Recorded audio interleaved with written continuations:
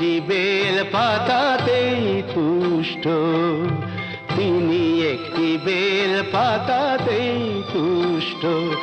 আবার মেদিনীকে কাঁপান তিনি যখনই হন দুষ্ট, তিনি একটি বেল পাতাতেই তুষ্ট, তিনি একটি বেল পাতাতেই তুষ্ট।